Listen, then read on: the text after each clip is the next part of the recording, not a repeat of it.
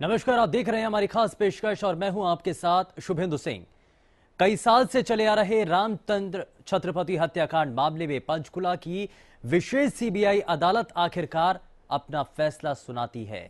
और इसको लेकर इससे पहले क्योंकि कई हियरिंग्स हो चुकी है, लेकिन अब अंतिम फैसला आना बाकी है और राम रहीम पर एक बार फिर से खतरे के बादल मंडरा रहे हैं। केस में सुनवाई पूरी हो चुकी है और गवाहों ने राम रहीम का कच्चा चिट्ठा कोर्ट में खोलकर रख दिया है।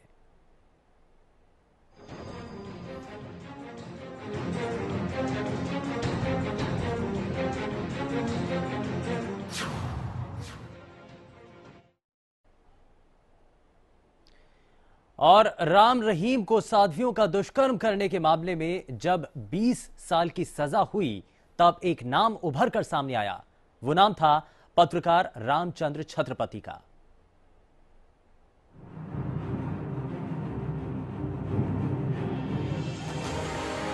दिन 28 अगस्त 2017 है। राम रहीम गुनहगार, भक्तों का हिंसक वार, कोर्ट में हारे तो हिंसा के सहारे, हिंसा के आगे सिस्टम का सरेंडर।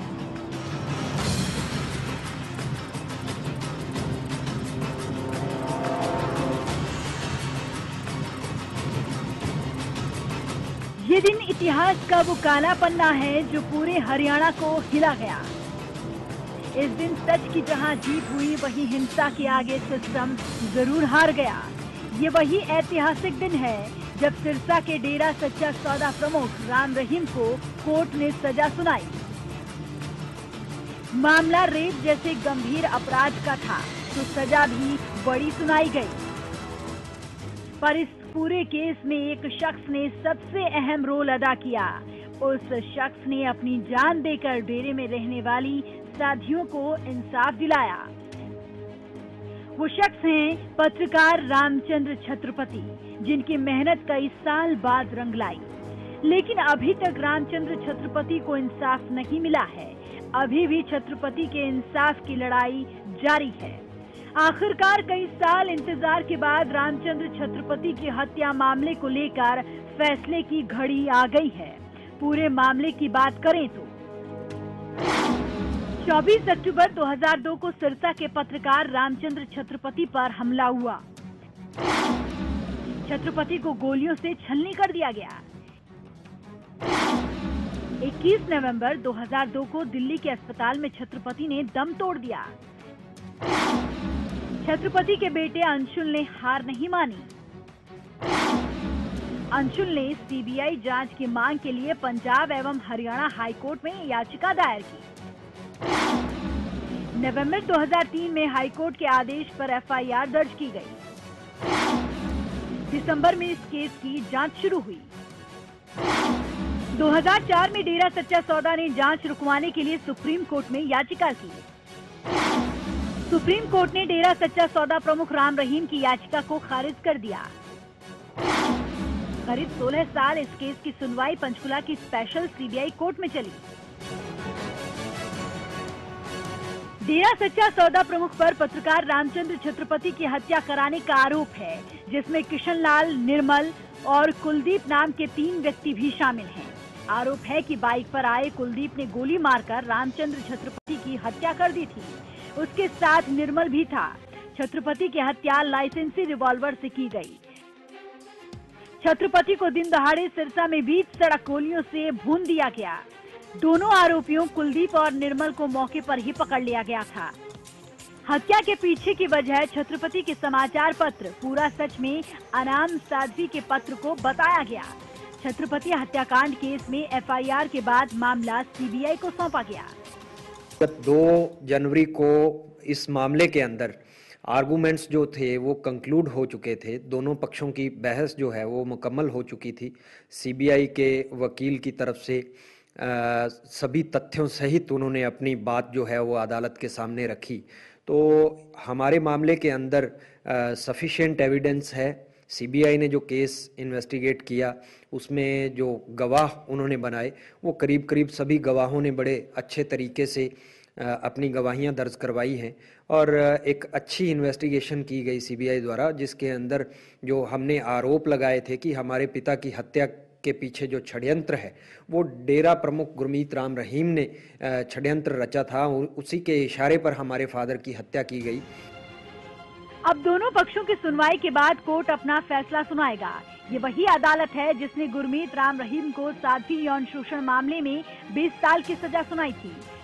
16 साल चली इस लड़ाई के बाद रामचंद्र छत्रपति के बेटे अंशुल छत्रपति को अब न्याय की आस है। ऐसे में अगर अंशुल छत्रपति के पक्ष में फैसला आता है तो सलाखों के पीछे बंद गुरमीत राम रहीम की मुश्किलें और बढ़ सकती हैं। Bureau report, Haryana news.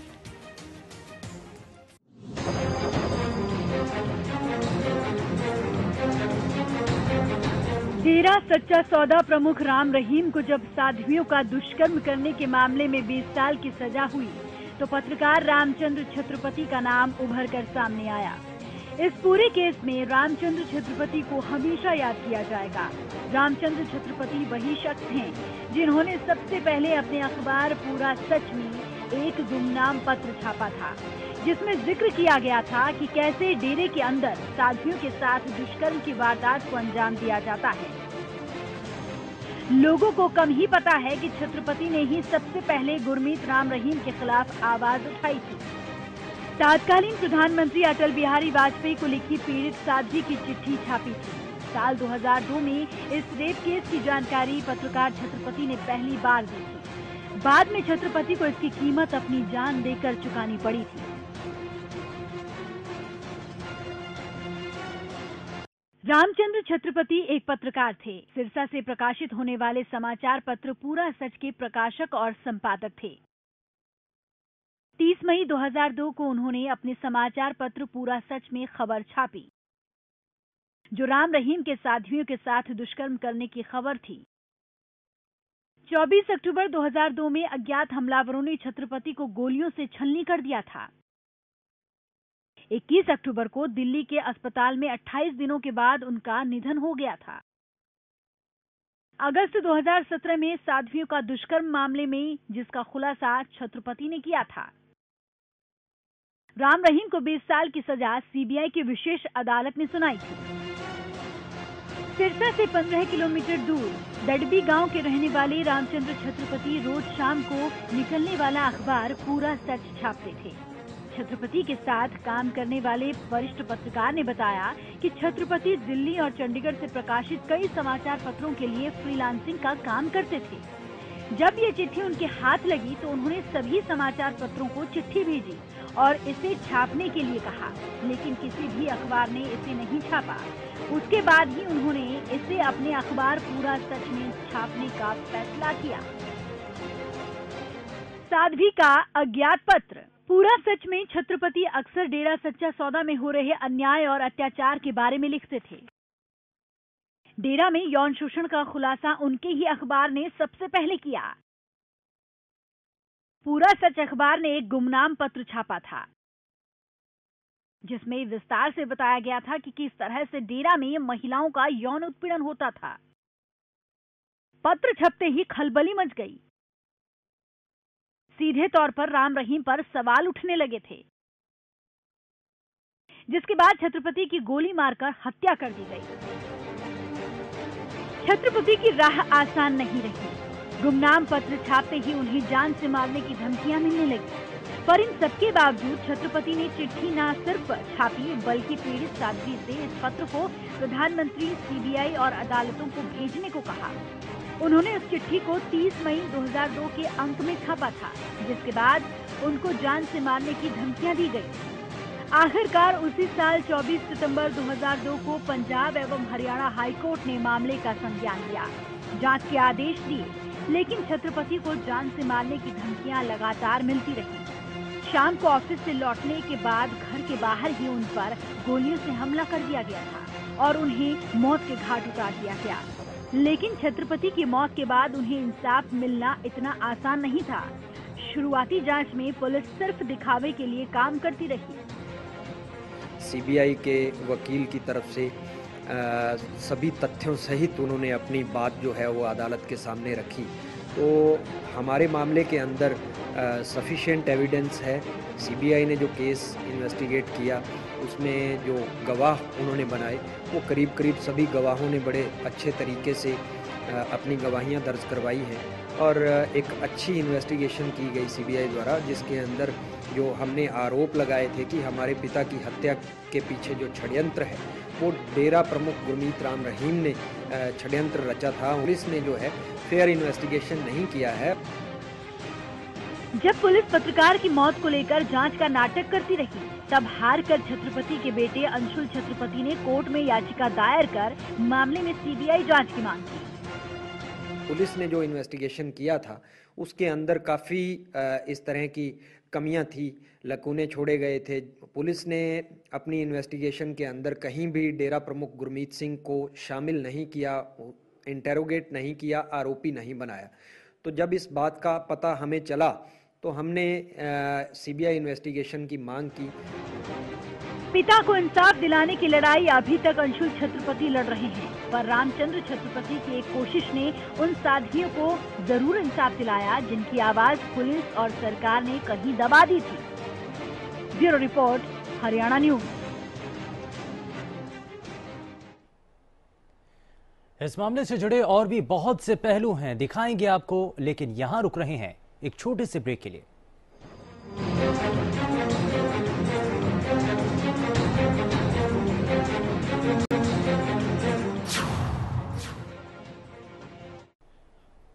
Break के बाद आप सभी का स्वागत है हमारी खास पेशकश में। राम रहीम की पेशी का दिन इतिहास के काले दिन के तौर पर माना गया। 25 अगस्त 2017 को पंचकुला दहल उठा था और इसी दिन राम रहीम के इशारों पर पंचकुला में हिंसा फैल गई थी और उस दिन वो सब कुछ हुआ जो किसी ने सपने में भी नहीं सोचा था। इसीलिए इस बार हरियाणा पुलिस राम रहीम की कोर्ट में पेशी से डर रही है और इसी सब को लेकर याचिका लगाई गई और फैसला यह आया कि वीडियो कॉन्फ्रेंसिंग के जरिए राम रहीम की अब पेशी की जाएगी।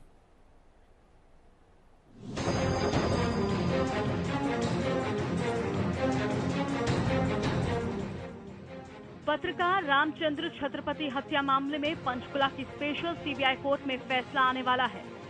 हत्याकांड के मुख्य आरोपी राम रहीम को पंचकुला की स्पेशल सीबीआई कोर्ट ने वीडियो कॉन्फ्रेंसिंग के जरिए पेश करने के निर्देश दिए हैं। शहर की सुरक्षा के मद्देनजर हरियाणा सरकार के निर्देश पर जिला अटॉर्नी पंकज गर्ग ने 4 जनवरी को कोर्ट में याचिका दायर की थी। याचिका के जरिए मांग की गई थी कि राम रहीम की पेशी वीडियो कॉन्फ्रेंसिंग के जरिए की जाए। हरियाणा सरकार की तरफ से पर्सनली प्रेजेंट ना करने के लिए उसको वीडियो कॉन्फ्रेंसिंग के थ्रू पेश होने के लिए एप्लीकेशन दी और बाबा को वीडियो कॉन्फ्रेंसिंग के थ्रू पेश होने की इजाजत दे दी। इससे पहले डेरा सच्चा सौदा प्रमुख गुरमीत राम रहीम को कोर्ट में फिजिकली पेश करने पर पुलिस की सांसें फूली हुई थी। पुलिस को डर था कि अगर रोहतक की सुनारिया जेल में सजा काट रहे राम रहीम को कोर्ट में पेश करने के लिए बाहर लाया जाएगा तो कानून व्यवस्था बिगड़ सकती है और डेरा सच्चा सौदा समर्थक एक बार फिर बेकाबू हो सकते हैं, जिसे लेकर हरियाणा सरकार ने कोर्ट से अपील की। सरकार की अपील पर कोर्ट ने पुलिस और सरकार को बड़ी राहत दी और राम रहीम को वीडियो कॉन्फ्रेंसिंग के जरिए पेश करने की इजाजत दे दी। अब गुरमीत राम रहीम को वीडियो कॉन्फ्रेंसिंग के जरिए स्पेशल सीबीआई कोर्ट में पेश किया जाएगा और कोर्ट का फैसला सुनाया जाएगा। मामले में पिछले सप्ताह सुनवाई पूरी हुई थी। साध्वी दुष्कर्म मामले में सजा सुनाने वाले जज जगदीप सिंह ही छत्रपति हत्याकांड में फैसला सुनाएंगे। कोर्ट के इस निर्देश से सरकार ने भी राहत की सांस ली है। इससे पहले साध्वी यौन शोषण मामले में राम रहीम को दोषी करार दिए जाने के बाद पंचकुला और प्रदेश के बाकी इलाकों में हिंसा हुई थी, जिससे मनोहर सरकार कानून व्यवस्था को लेकर चिंतित थी। राम रहीम अभी रेप के मामलों में 20 साल की सजा काट रहा है। उसे रोहतक की सुनारिया जेल में रखा गया है, लेकिन अभी भी साधुओं को नपुंसक बनाने और हत्या के कई मामले उस पर चल रहे हैं। इनमें से कई मामले अपने अंतिम चरण में हैं। लेकिन हरियाणा पुलिस के सामने चुनौती ये भी है कि गुरमीत राम रहीम के समर्थक अभी भी भारी तादाद में मौजूद हैं। ऐसे में अगर गुरमीत राम रहीम को जेल से बाहर निकालकर बार बार कोर्ट के सामने पेश किया जाएगा तो प्रदेश की कानून व्यवस्था को संभालना हरियाणा पुलिस के लिए बड़ी चुनौती होगी। इसी वजह से भी पुलिस की कोशिश है कि इन तमाम मामलों में वीडियो कॉन्फ्रेंसिंग के जरिए ही राम रहीम को पेश किया जाए और फैसला सुनाने के बाद भी वीडियो कॉन्फ्रेंसिंग के जरिए ही उसे सजा का ऐलान किया जाए या फैसला सुनाया जाए। Bureau report, Haryana news.